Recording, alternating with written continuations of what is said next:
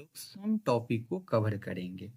पहला सिलेबस देखेंगे, फिर सर्किट एंड नेटवर्क क्या होता है उसके बारे में पढ़ेंगे, फिर सर्किट का कंपोनेंट क्या होता है, फिर types of network element.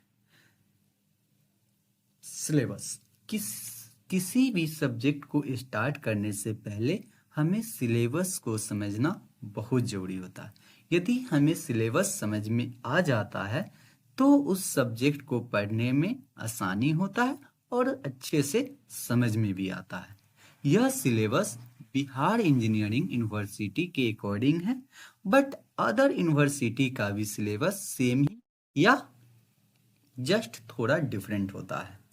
Basic electrical engineering BTech first year में सभी को पढ़ना होता है, किसी ब्रांच को फर्स्ट सेम में तो किसी ब्रांच को अदर सेम में।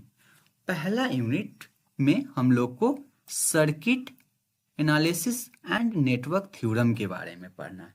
सर्किट कहने का मतलब हम लोग सिंपल भाषा में समझ सकते हैं कि हम लोग को घरों में जो इलेक्ट्रिक सप्लाई होता है जिससे बहुत सारे कंपोनेंट कनेक्टेड होते हैं, उस नेटवर्क को हम लोग सर्किट कहते हैं।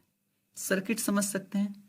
फिर नेटवर्क थ्योरम क्या होता है, तो नेटवर्क थ्योरम में हम लोग को उस सर्किट को सॉल्व करने का मेथड होता है या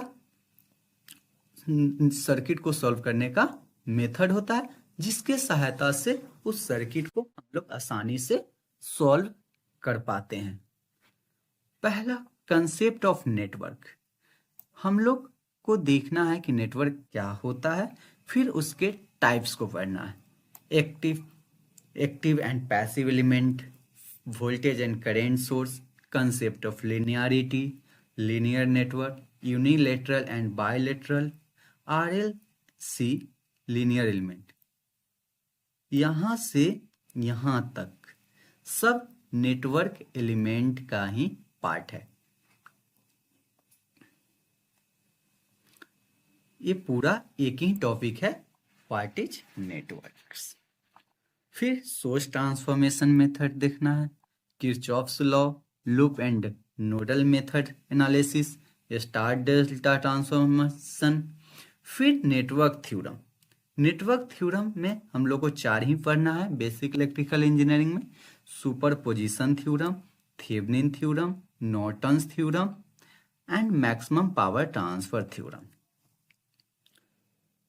unit two magnetic circuit. Magnetic circuit कहने का मतलब हम लोग सिंपल भाषा में इसको भी समझ सकते हैं कि कोई सर्किट है, उसमें हम लोग एसी या डीसी सप्लाई देते हैं तो सर्किट का बिहेवियर क्या होता है, उसमें मैग्नेटिक फ्लक्स क्रिएट होता है, इसके बारे में ही देखना है।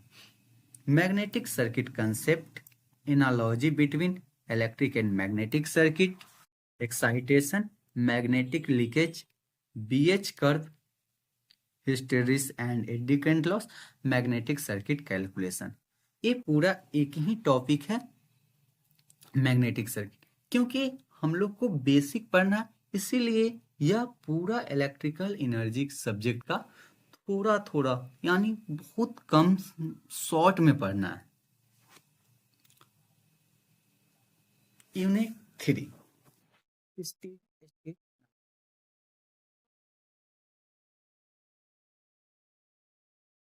मतलब कि जब हम किसी सर्किट में सिंगल फेज एसी सप्लाई देते हैं तो उसका स्टेडी स्टेट बिहेवियर कैसा होगा, उसी के बारे में हम लोग को पढ़ना है।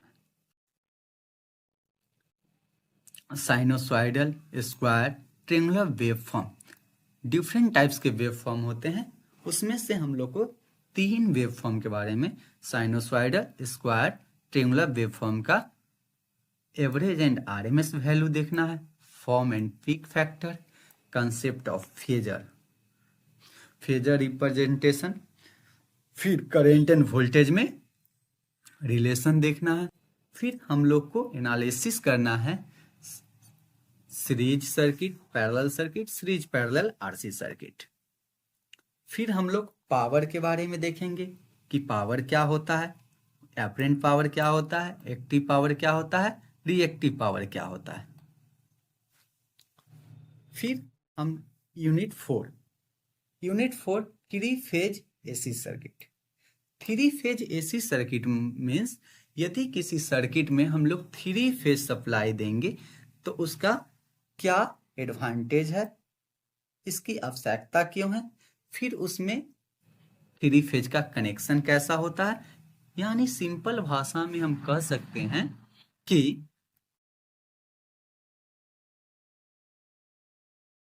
Three three phase supply use करते हैं तो उसका क्या एडवांटेज, क्या डिसएडवांटेज, उसका सप्लाई बैलेंस है या अनबैलेंस लोड है।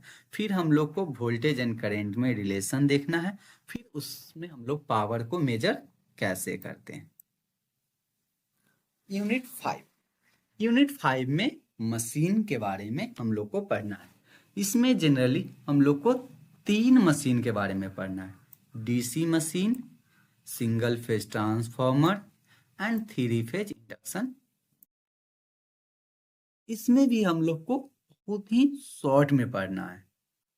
जब हम लोग इलेक्ट्रिकल इंजीनियरिंग के 3rd एंड 4th सेम में जाते हैं तब डीसी मशीन और transformer and three phase induction meter को पूरा डिटेल में एक सब्जेक्ट ही होता है मशीन 1, जिसमें डीसी मशीन और सिंगल फेज ट्रांसफार्मर के बारे में बहुत अच्छे से पढ़ते हैं। डीसी मशीन में हम लोग को डीसी मशीन का प्रिंसिपल को समझना है कि वर्क कैसा करता है। फिर ऑपरेशन मीन्स वर्क क्या कैसे करता है। कंस्ट्रक्शन देखना है and types of DC machine देखना है। EMF equation of generator and torque equation of motor को पढ़ना है। फिर हम लोग को सिंगल फेज ट्रांसफार्मर में principle of operation, construction, EMF equation and losses in transformer को देखना है। अब आते हैं यूनिट 6 में सिर्फ 2 ही टॉपिक को पढ़ना है, सोल्डरिंग एंड वायरिंग। सोल्डरिंग मतलब हम लोग जनरली बचपन में भी देखते थे कि कोई भी वायर को कनेक्ट करने के लिए हम लोग सोल्डरिंग करते हैं। वायरिंग घरों में या दुकानों में या ऑफिस में सभी जगह वायरिंग होता है। तो वायरिंग क्या होता है, वायरिंग कितने टाइप्स के होते हैं एंड वायरिंग कितने टाइप्स के होते हैं, वो ये सब के बारे में हमको इस यूनिट में पढ़ना है। पहला soldering and D soldering technique क्या क्या होता है। यदि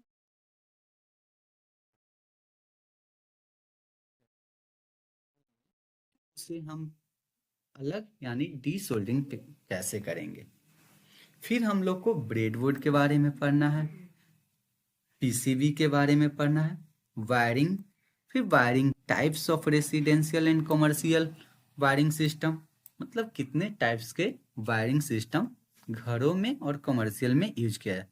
general rule and regulation of for installation. General rule and guidelines for installation के मीन्स होता है कि घरों में कौन से इक्विपमेंट जैसे में मीटर, बल्ब कितने और कितने हाइट पे एक बोर्ड से कितने इक्विपमेंट लगे, इस सब के बारे में पढ़ना। फिर लोड कैलकुलेशन करना। यही 6 यूनिट हम लोग को बेसिक इलेक्ट्रिकल इंजीनियरिंग में पढ़ना है। पहला यूनिट में हम लोग 11 टॉपिक को कवर करेंगे। पहला कि इलेक्ट्रिक नेटवर्क या और पढ़ना है। इसमें हम लोग पढ़ेंगे कि इलेक्ट्रिक नेटवर्क क्या होता है, कंपोनेंट क्या होता है और इलेक्ट्रिक नेटवर्क के कितने टाइप्स होते हैं। फिर दूसरा टॉपिक हम लोग को देखना है important definition. Important definition means हम लोग को बेसिक इलेक्ट्रिकल इंजीनियरिंग पढ़ने से पहले कुछ टॉपिक, कुछ डिफिनेशन पढ़ना होगा, जैसे में चार्ज, दूसरा करेंट,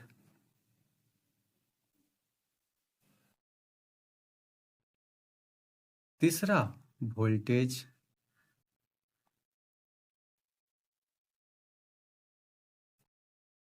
पावर,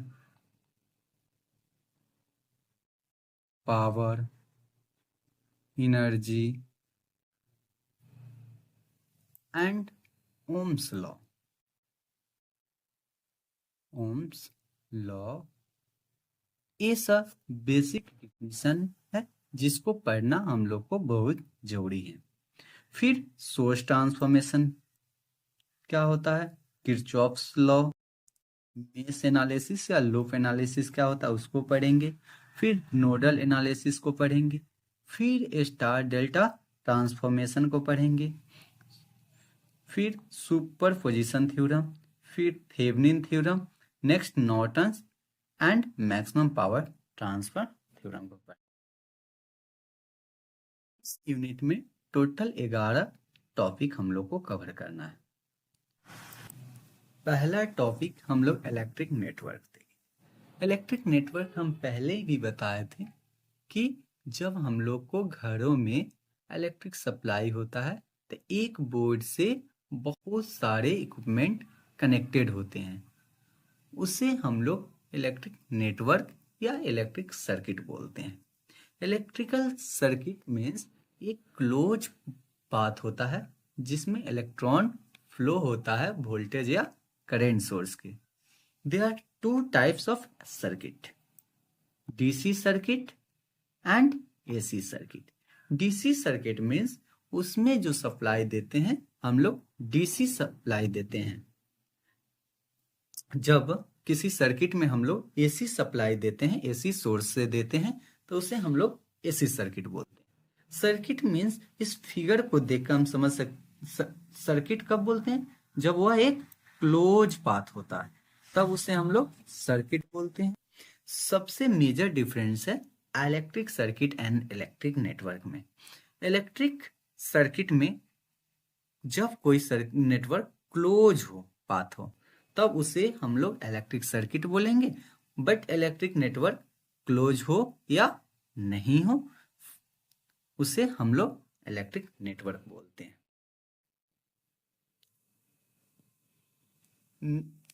यह पॉइंट बहुत इंपॉर्टेंट है। All electric circuit are electric network but the converse need not be true. Means जितने भी इलेक्ट्रिकल सर्किट होते हैं उसे हम लोग इलेक्ट्रिक नेटवर्क बोल सकते हैं, but all electric network are not called electric circuit. The purpose of electric network is to distribute and convert electrical energy into some other form such as light, heat and mechanical work. Electric network का main purpose होता है कि वह electrical energy को distribute and convert करता है one form से another form. Battery में इलेक्ट्रिकल एनर्जी स्टोर है, इस बैटरी से क्या होगा, यह करंट को डिस्ट्रीब्यूट करेगा। जैसे में यहाँ पे बैटरी सोर्स है,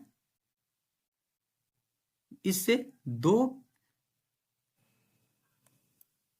इक्विपमेंट लगा हुआ है, तो एक नेटवर्क क्या करेगा, यहाँ पे इसको डिस्ट्रीब्यूट कर देगा I1 करंट एंड I2। यदि इसमें बल्ब लगा दें सर्किट में तो क्या करेगा, यह इलेक्ट्रिकल एनर्जी को लाइट एंड हीट एनर्जी में कन्वर्ट कर देगा। यदि हम लोग मोटर कनेक्ट कर दें सर्किट से मोटर कन्वर्ट कर दें तो वह इलेक्ट्रिकल एनर्जी को मैकेनिकल एनर्जी में कन्वर्ट कर देगा। यानी नेटवर्क का काम है इलेक्ट्रिकल एनर्जी को डिस्ट्रीब्यूट एंड कन्वर्ट करना one form to another form.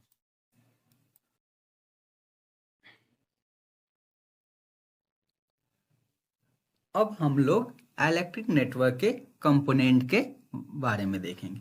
तो जनरली इलेक्ट्रिकल नेटवर्क कंपोनेंट में energy source, energy converter and connecting conductor होते हैं। जैसे में इसमें हम लोग देखें तो इसमें तीन ही चीज है, यह energy source,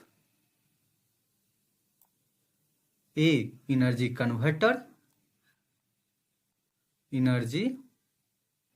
converter and connecting wire. Basic 3 ही कंपोनेंट होते हैं किसी भी इलेक्ट्रिक नेटवर्क के: energy source, energy converter, connecting conductor. Energy source means battery, cell या जनरेटर। यह क्या करता है? इलेक्ट्रिकल एनर्जी प्रोवाइड करता है। क्या करता है? प्रोवाइड करता है एनर्जी कन्वर्टर को। एनर्जी कन्वर्टर या लोड। एनर्जी कन्वर्टर या load means lamp, heating appliance, motor. Lamp मतलब यहाँ बॉल है, तो एनर्जी सोर्स क्या करेगा? इसको कनेक्टिंग कंडक्टर यानी वायर के थ्रू इसको इलेक्ट्रिकल एनर्जी प्रोवाइड करेगा। एनर्जी कन्वर्टर बल्ब जो है एनर्जी इलेक्ट्रिकल एनर्जी को कन्वर्ट कर देगा electrical and light and heat energy में। तीसरा कंपोनेंट है कनेक्टिंग वायर।